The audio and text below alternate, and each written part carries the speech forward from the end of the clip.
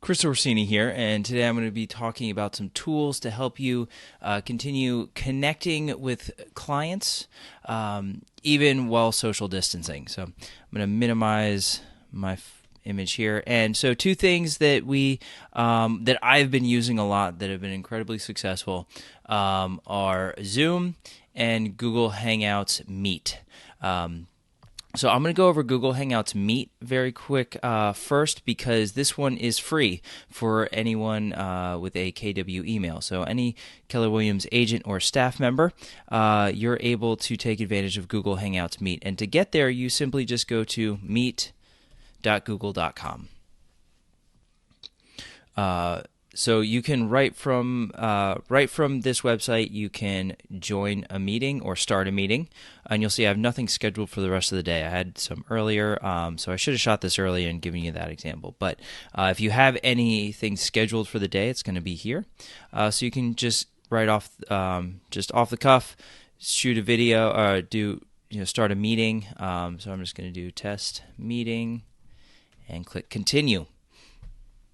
So now it's joining, you're going to see that it's going to kind of put me into like a lobby sort of, and this is where you can get your camera set up and, hey, it's Chrisception, multiple Chris's. So you choose, your camera and your mic and your camera, check your settings, turn on closed captioning, which is actually kind of cool that Google does is they do closed captioning, so you can actually see the words as you're speaking them. It's a little creepy. Then you could choose join now. I'm going to join this, and so I've created this meeting room, and it's just me right now. And now you'll see you get some information to add people to this meeting. And if you're familiar with Zoom, this should kind of look familiar. You get a dial-in number, you get a PIN, so people can call in if they want to use phones, or you just have this URL you can get into.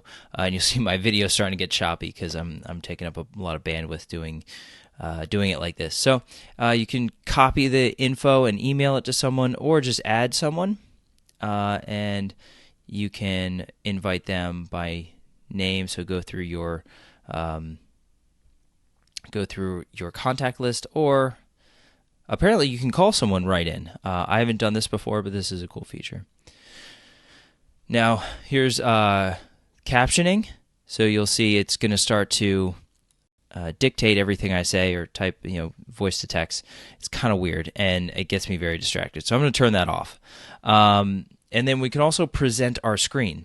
So if we click present now, we can choose, we can either present our entire screen or a window. Now this is great to be able to do a listing presentation or a buyer consult, and you just want them to be able to see your presentation. Now you're going to want to do this prior to actually, you're going to want to run through these steps before getting on with the client, because you're going to run into things like this, that Google is going to want access to your computer, maybe. I'm not sure how it is on PC. I'm on a Mac right now. So I'm just going to go through, open the system preferences, and give it the access that that it's asking for. I think I might have already done that. Let's see what happens. But, excuse me, I'm a little... there we go. We're going to allow Google Chrome. It's going to make me quit. And, or not. And then we're going to go back in. So it's going to ask me what window I want to share. So I'm going to choose this one. Oh, there we go. It did quit. I got a lot running here all at the same time. And just so you guys know, right now I'm running on a 2015 MacBook Air with like a 13-inch screen. So I know generally I'm at an advantage because I'm shooting these videos on a desktop with two pretty good sized monitors, but right now I know most agents, you're working on a laptop or an iPad or a fairly small device in relation to what I generally work on. So now I'm evening the playing field just a little bit here. So I'm going to go back to meet.google.com. I'm going to join a meeting, test meet. And I'm going to join. join now, and I'm going to choose to present. Say I wanted to add people, that's where I would do it. So I'm going to present now, and I'm going to present my entire screen. You're going to want to pick the screen. So if you had 2 monitors, this is where you would choose which monitor you would present, and then click share. And you're just going to see so redundancy right now of my screen. Once it does load, you would see it on one side, and then the other person on the other, and then you can choose to stop sharing if you wish, and then it goes back to video mode. You also have the option to record. You can record the whole meeting. So this is great if you are doing a listening presentation. We recommend this to anyone who trains or anyone who does presentations. Record what you're doing and go back and watch it and critique yourself.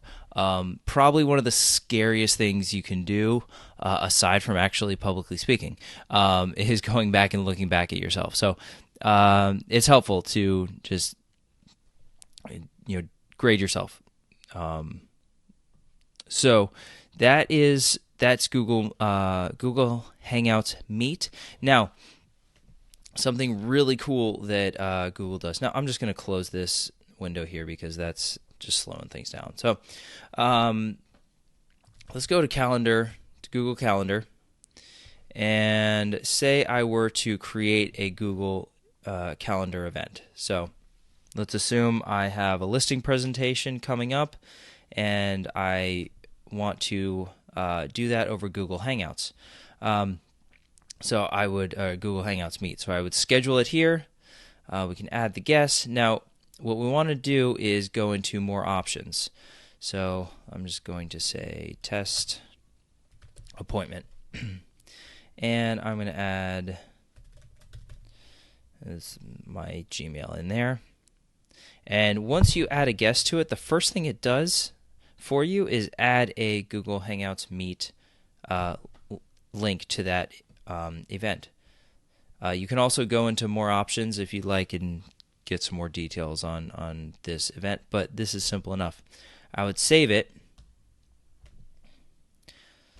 and then once you are ready to go on this appointment, you can click that test and just click this Join Google Hangouts Meet link, and look at that. I'm right in the meeting. So again, guys, this is free for you to use. This is an awesome tool. Take advantage of it. So I'm going to delete that. Now, Zoom is also very popular, so I can't overlook Zoom. So I'm going to go to the website for Zoom is zoom.us. So zoom.us, and here you would create an account. Let me take a drink really quick. So Zoom is a great tool. And it's got a little bit more depth than what Google Hangouts or what Google Hangouts Meet can do. For instance, you can control another computer if you want, which is why I tend to use it for doing for doing tech consults. But there is a lot of functionality that does carry over from Zoom to Hangouts Meet. So when you come here, you'd want to sign in, and you can get a free account. Now, I'm going to show you the accounts real quick. Oh, where are they? There we go. Plans and pricing. So we're currently on the free plan, and some of the limitations you have on the free plan is, yes, you have unlimited one-on-one meetings, but once you add a third member to those meetings, so you being one of those, you, your guest, and another guest, once there are 3 total people in that meeting, you are limited to 40 minutes, and it will just cut you right off at 40 minutes. You won't even know it's coming. And you also don't get any cloud storage if you don't pay for. If you don't get the paid version, and there's a few admin features that you don't get as well. But if you're just doing a quick video conference, if it's going to stay under 40 minutes with multiple people, if you want to share your screen and stuff like that, the free will definitely suffice. So let's go Let's click on my face and get back to my profile. So this is, once you log in, set up your account, log in, this is where you can schedule meetings. And it's great. You can just click here, schedule a new meeting. Let's go test. Whoops. Test meeting. Put in any sort of description if you'd like, and then you can schedule this out. So say, hey, it's Tuesday at 5 p.m. for an hour. Now it's going to tell you this. Hey, if you've got a third person on this, you're going to get cut off at 40 minutes. Okay, thank you. We can choose if this is going to be a recurring meeting or not, and then we can choose the IDs. So now, I generally, when it's like a training that I'm doing, I'll do the generate automatically because this will give it a unique ID, or you can use the personal ID if that's good for you. Meeting passwords, I usually don't use a meeting password, but if this is something like hyper private, maybe use a password. Again, I generally don't. It just adds a layer of friction to getting someone on that video. I would turn on video for both. Give them the option to either call in or use the computer audio. Same features that you have in Hangouts Meet. And then we have these options here. Enable join before host. So I would disable this. I would not leave that on just because if you want to get on and kind of prepare things, make sure your mic's working, your camera looks good. You're not going to want them already in there waiting for you. So I leave that off. I mute participants on it upon entry. If you're doing a one-on-one, I'd leave this off. When I do training, I leave it on because say someone does come in the middle of it, surprise! I don't want that to interrupt things. I also leave waiting room off because when they do join, it puts them in the waiting room, and then you have to actively let them in. And then you can choose to record this meeting locally on the computer. If you have the paid version, you get the option to upload it to the cloud, so you don't have to store it locally, which is a nice feature. Again, it's great to record yourself and go look back and give yourself a critique. So then you just save it, and from here, this is also a great feature. You can add it directly to your Google Calendar, your Outlook calendar, or your Yahoo calendar, and right from here. So you could just click on Google Calendar, and I'm going to go through the process that I use when I share this out. So I clicked on Google Calendar. I'm going to choose the calendar I'm putting it in. I'm going to allow. And once I do that, it's going to create the calendar invite for me, or the calendar event for me. And look, it puts in the Zoom site. Again here, and then all this information on how to join this Zoom. And now we can add guests. If I am if this is for the Market Center, I've got the whole Market Center under 722 roster. I can click that and add all those guests, and then they will get the email inviting them to this event. And then they get all the information, which is fantastic. Now, I've only shown you the website of this. How do you actually do a Zoom call? So you'll also need to download the Zoom app on your computer. And if you don't have it, when you go into one of the meetings, it's going to prompt you to download it. So I'm going to go into the Zoom app real quick. And this is what it looks like going into the app. Now, something to keep in mind is just because you're logged in on the site doesn't mean you're logged in on the app. Just because you're logged in as one person on the site doesn't mean you can't be logged in as another person on the app. So you'll see on the site, I was logged in as myself, Chris Orsini. Here, I am logged in under the Market Center account, Andrew Barber. So I'm going to sign out of that and then sign back in with my personal, which is not licensed. So you see I don't have any meetings today, but I can go into meetings and see that I created this meeting here. I can also create meetings, same as I would on the site. And we have all these same options. It just looks slightly different. And we also have our contacts. We have our chat windows. And ultimately, what we're here for is meetings. So if you have the meeting, if you do have an upcoming meeting today, you have the option to just start it. Or we can just start a meeting impromptu. We have this new meeting button right here. You can choose to use your personal meeting ID if you want. And then you can even copy an invitation right from here. And then if you go into anywhere with text, where am I going? Let's see. We can then, sorry, that would be pasted into an email. Here we go, text block. So if I delete all this and I hit paste, there we go, I pasted all the login information from here. And we'll want to start with video. So if I choose new meeting, it's going to open up a brand new Zoom video, and you'll see down here we have mute and our video options. Hey, there, I'm back. And let me just go over some of the functions we have down here. So here we can choose which mic we want to use. So if you have different input or output devices, you can choose the microphone and the speakers. We can also have the video options, so I could switch to the FaceTime camera or back to the webcam. We can also invite people. What's cool is you can directly send an email directly to someone from here. So if you click Gmail, it's going to jump out and put you in in your Gmail. Or you can just copy the URL or copy the entire invitation and text that to someone or whatever you want to do.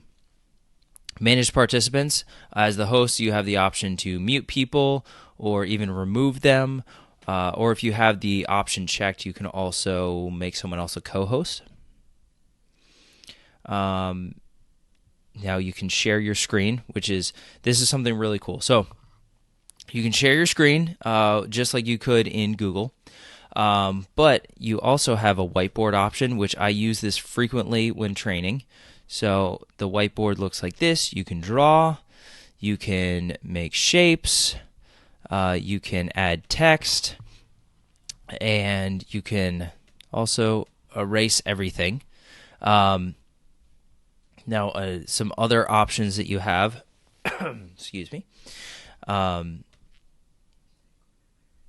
you can also, let's go back to screen sharing. We can also share our iPhone screen. Where's my iPhone? So if I want to share, if I want to share the KW app, I can click on this, click share, and then swipe up, or I'm still on an iPhone 8, so it's still swipe up. Choose screen mirroring, and I find Zoom MacBook Air, and hey, look, I am now sharing my my iPhone screen. Pretty cool, right? Hey, Stephanie's still my agent here. Okay, so I'm going to stop sharing. And, of course, we can share our screen as well. What's next? We have chat. This is great when you have a group of people in here and you want to ask something, but you don't want to be an interrupter. So you can chat. You can also send a file. Recording, like I said, record your screen and get to, and do the scary thing of watching yourself afterwards. And then reactions, you can give a round of applause or a thumbs up or whatever. This is good for like polling sometimes if you have a lot of people. Hey, if you would like to do this, give me a thumbs up, and you can get some feels for people. So, all right, guys, that has been a very, very quick overview of Zoom and Google Hangout Meet. Ironically enough, I'm recording this over another program called Loom, which I'd love to show you guys more about too. So if you have any questions, if you'd like me to dive deeper into one or the other and take a little more time on it, let me know.